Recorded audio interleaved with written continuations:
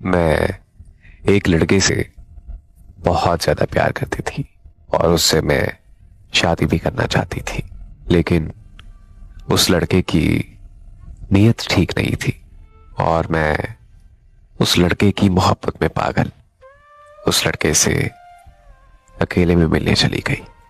अकेले में मिलने के बाद उस लड़के ने मुझसे जबरदस्ती कर ली और उसके बाद मुझे तन्हा छोड़ दिया। 2 महीनों बाद मुझे पता चला कि मैं प्रेग्नेंट हो गई हूं। मैं बहुत परेशान हो गई थी, तो मजबूरन मुझे ये बात अपने घर वालों को बताना पड़ी। ये बात सुनने के बाद मेरे घर वालों ने मुझे बहुत बेदर्दी से मारा और फिर उसके बाद मेरा अबॉर्शन करवाने के लिए मुझे अस्पताल ले गए।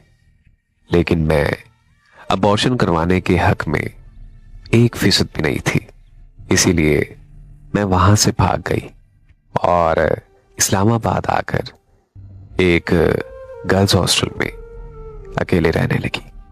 मेरे लिए शायद वो इम्तिहान था, मेरे लिए वो सबसे मुश्किल वक्त था।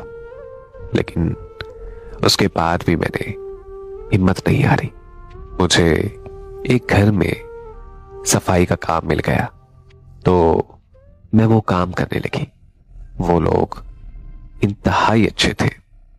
उन्होंने मुझे अपने घर में रहने की जगह दी। मेरी डिलीवरी के वक्त उन्होंने मेरा सारा खर्चा किया। मुझे खुदा ने एक फूल जैसी बेटी से नवाजा। मेरी जिंदगी में सब कुछ बेहतर होने लगा था। उसके बाद मेरी जिंदगी में एक फैजान नामी लड़का आया जो मुझे काफी पसंद करने लगा था। जिस घर में मैं काम करती थी वहां फैजान एक सिक्योरिटी गार्ड की नौकरी करता था।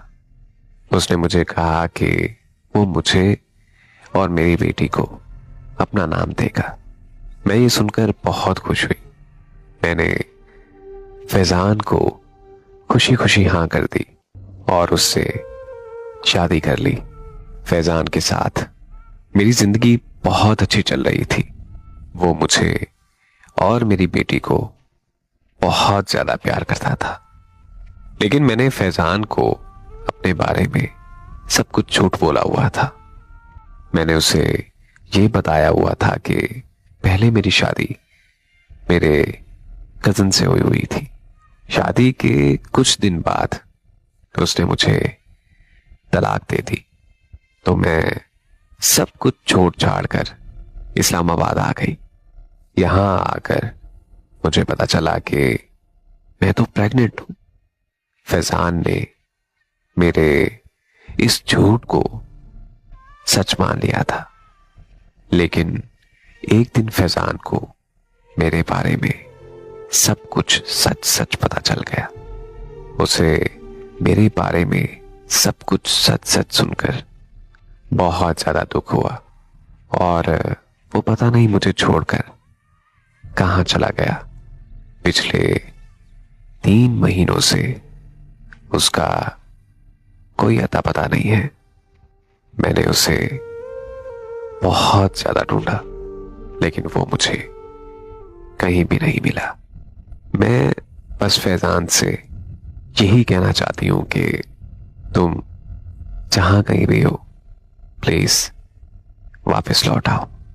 मैंने तुमसे झूठ सिर्फ इसलिए बोला क्योंकि मैं ये नहीं चाहती थी कि मेरी बेटी को कोई हराम की पैदाइश बोले। प्लीज वापस लौट आओ। मुझे तुम्हारी बहुत याद आती है, मेरी और मेरी बेटी का। तुम्हारे अलावा इस दुनिया में कोई भी सहारा नहीं है। प्लीज मुझे माफ कर दो। प्लीज एक बार वापस लौट आओ।